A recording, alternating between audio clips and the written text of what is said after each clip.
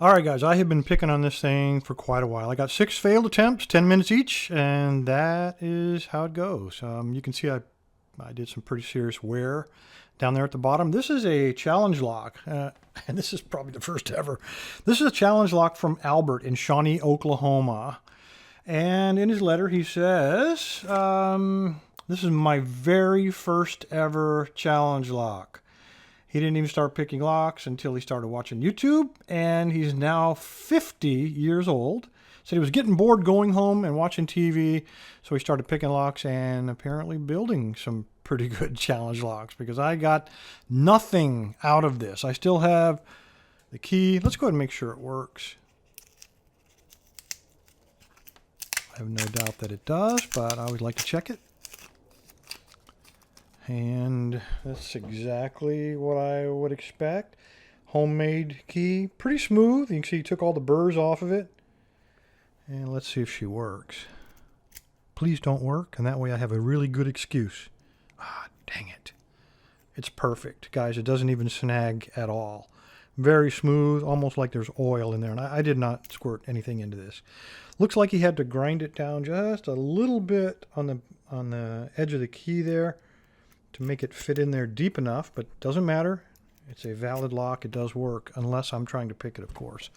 All right, let's go ahead and bust this bad boy open. It looks like there might be some plugs underneath this tape.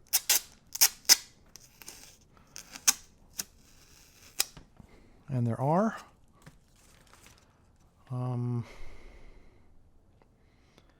It's going to be time consuming. I mean, I can pull those out, but let's see if we can just do it normally.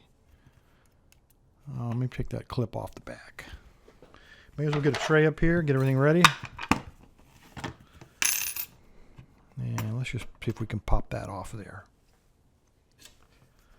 See what I know why it happened. I mean, he said he's 50 years old, so that's 50 years old.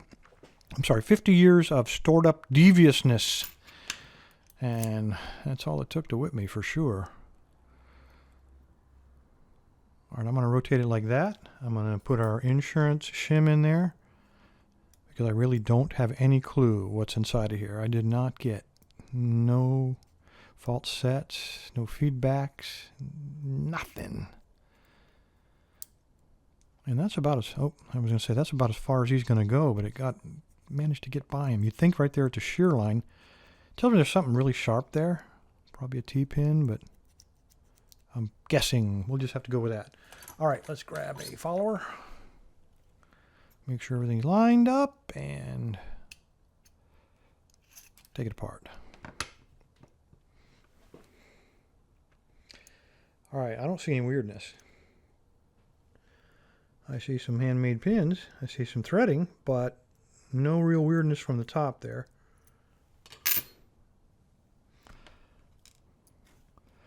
Okay, we have a serration, oops, and we have a meter long pin there.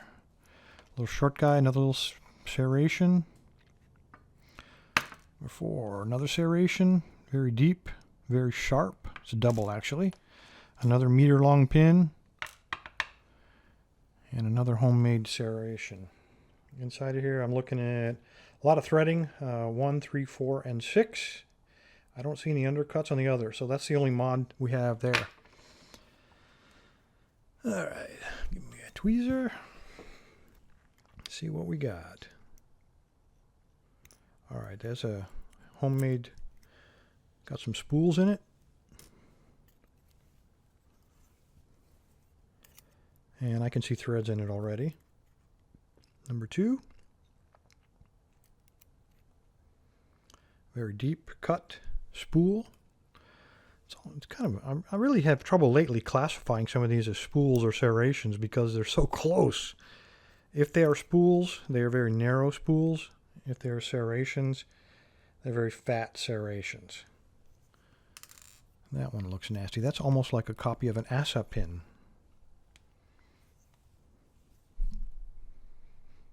Oh, that was 3. 2 I forgot to take out. There he is. And I almost said he's a double, but he's just dirty.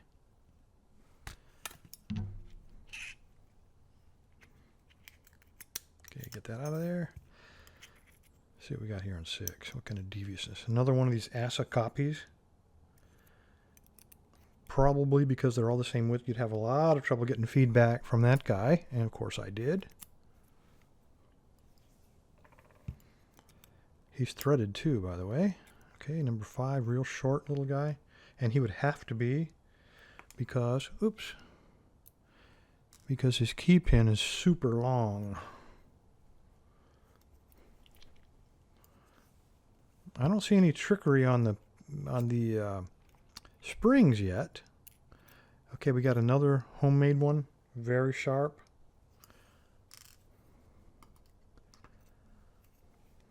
And no trickery whatsoever on any of these springs. They're all the same. All right, upstairs, what do we got? I do see there are some threads in number 6. Okay, 1, 3, 4, and 6 are all threaded. 1, 3, 4. Okay, so it matches up perfectly to the core. So what's threaded in the core is also threaded in the body. And what's unfinished in the core is also unfinished in the body. All right, guys, I don't know what to tell you. These are very ASA-like pins, almost copies. These are sometimes very difficult to get, particularly in a high tolerance lock, because there's not a lot of flop in there for you to get caught up, particularly when the diameter of the pins are all the same. None of these ridges are narrowed down as you'd find in a spool. So these really are like serrations, but there's really not a lot to give you feedback. You're not going to get a lot of flopping. You're not going to get a lot of deep or any deep set. The only one I see that I might have been able to get a deep set on would be this very long number 2.